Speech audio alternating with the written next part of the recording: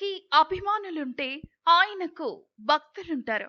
అవినీతి మరకలేని నాయకుడు ఎవరైనా ఉన్నారా అంటే అందరికీ మొదట గుర్తొచ్చేది ఆయన పేరే. కోటలు కోట్లు వదిలి నిస్వార్థ సేవ చేస్తున్న వ్యక్తి ఆయన. రాష్ట్ర దేశ రాజకీయాల్లోకి ఓ డైనమైట్ లా దూసుకొచ్చాడు. పూలదారిని వదిలి ముళ్లదారిని ఎంచుకున్నాడు. పరిచయమే అక్కర్లేని పేరు ఆయనది. చరిత్ర పుటల్లో సువర్ణాక్షరాలతో తన పేరు లిఖించుకున్న మహా మనీషి కొణిదెల పవన్ కళ్యాణ్. కాంగ్రెస్ హటావో దేశ్ కి బచావో అనే నినాదంతో తెలుగు రాష్ట్రాల్లో అత్యంత స్ట్రాంగ్ బేస్ ఉన్న కాంగ్రెస్ పార్టీని ఒక్కసారిగా ఆంధ్ర రాష్ట్ర సరిహద్దుల బయట నిలబెట్టాడు. ప్రధాని నరేంద్ర మోదీతో సైతం ప్రత్యేక హోదా కోసం పోరాడాడు. ఒకప్పుడు ప్రజల కోసం రాష్ట్ర ముఖ్యమంత్రి చంద్రబాబు నాయుడుతోనే విభేదించాడు. ఇప్పుడు అదే రాష్ట్ర ప్రజల సంక్షేమం కోసం చంద్రబాబు నాయుడుతోనే పొత్తు పెట్టుకున్నాడు కూడా. వ్యతిరేకంగా ఉన్న మోడీకి నేడు అదే పవన్ కళ్యాణ్ చేదోడుగా నిలిచాడు. అన్నయ్య మెగాస్టార్ చిరంజీవికి తగ్గ తమ్ముడిగా టాలీవుడ్ ను ఏలుతున్న ఓ స్టార్ హీరోగా ఉన్న సమయంలోనే ప్రజాసేవ చెయ్యాలనే సంకల్పంతో తన అన్న ఏర్పాటు చేసిన ప్రజారాజ్యం పార్టీలో కీలక భూమిక పోషించాడు. అనివార్య కారణాలతో పార్టీ విలీనమైతే సొంత అన్నతోనే విభేదించిన సందర్భాలు వచ్చాయని కుటుంబీకులే తెలియచేశారు. కావాల్సింది పదవులు కాదు, ప్రజల కోసం చేయాల్సింది పోరాటం అనే విధానంతో స్థాపించినదే జనసేన పార్టీ. జనమే తన సైన్యం అని తెలియచేసేలా పార్టీ పేరును ఈ విధంగా ధృవీకరించారు. పార్టీ స్థాపించిన నాటి నుంచి ప్రజలతో మమేకమవుతూ వారి కష్టాలను అడిగి తెలుసుకున్నారే తప్ప ఏ పదవిని ఆశించలేదు. అందుకే అప్పట్లో 2014వ సంవత్సరంలో రాష్ట్రంలో టీడీపీకి, కేంద్రంలో మోడీకి తన మద్దతు తెలిపారే తప్ప ఎన్నికల్లో పాల్గొనలేదు. 2014లో టీడీపీ అఖండ విజయం సాధించింది. అప్పుడే తెలంగాణ నుంచి విడిపోయిన ఆంధ్రప్రదేశ్ ఆర్థిక స్థితి పూర్తిగా కుంటుపడి ఉండడం, దానిని సరిచేయడంలో టీడీపీ వైఫల్యం చెందడం, మెరుగుపరిచే చర్యలు జరగకపోవడంతో టీడీపీతో విభేదించి పవన్ కళ్యాణ్ జనసేన పార్టీని 2019లో ఆంధ్రప్రదేశ్ సార్వత్రిక ఎన్నికల బరిలో నిలిపాడు.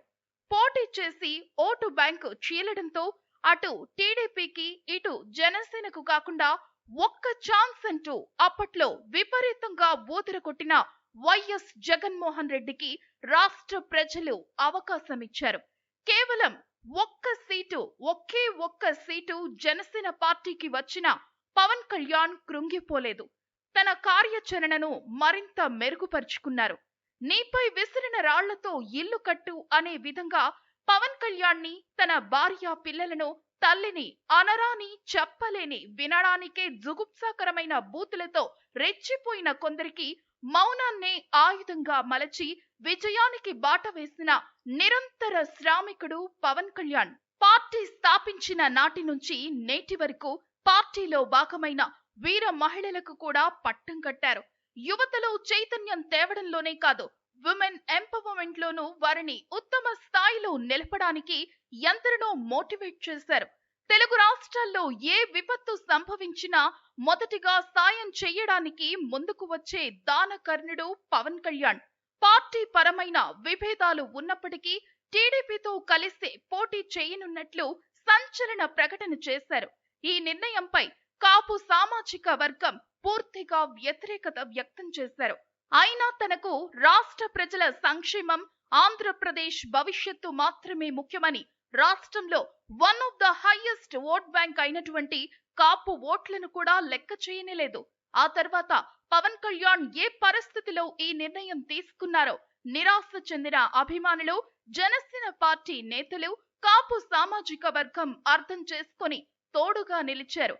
చరిత్రలో మరెవ్వరికీ దక్కనటువంటి 100% స్ట్రైక్ రేట్ తో విజయ దుందుబి మ్రోగించింది జనసేన పార్టీ. మొత్తానికి 164 అసెంబ్లీ స్థానాలతో హిస్టారిక్ విన్నింగ్ అంటూ ఇతర రాష్ట్రాలు కూడా ఆశ్చర్యపోయి ఆంధ్రప్రదేశ్ వైపు చూసేలా జనసేన, టీడీపీ, బీజేపీ కూటమి అఖండ విజయాన్ని అందుకుంది. అతడు పవన్ కాదు తుఫాన్ అని ప్రధాని మోదీతోనే ప్రశంసలు అందుకున్న జననేత పవన్ కళ్యాణ్ సనాతన ధర్మ రక్షణకు తన వంతు శ్రీకారం చుట్టి ఈ సెక్యులర్ ఇండియాలో, అందులోనూ ఆంధ్రప్రదేశ్ లో ఏ రాజకీయ నేత చెయ్యలేని సాహసం చేశాడు. అవినీతి అనేది దరిదాపుల్లో కూడా లేకుండా జనసేన పార్టీ స్థాపించిన పుష్కర కాలంలో ఒక నిబద్ధత కలిగిన రాజకీయ నాయకుడిగా ఎదిగాడు. రాష్ట్ర, దేశ రాజకీయాల్లో గేమ్ చేంజర్ గా నిలిచిన పవన్ కళ్యాణ్ కు తోడు నిలిచిన పార్టీ శ్రేణులకు, వీర మహిళలకు జనసేన ఆవిర్భావ దినోత్సవ శుభాకాంక్షలను సగౌరవంగా తెలియజేస్తుంది మీ విఎస్బి టీవీ.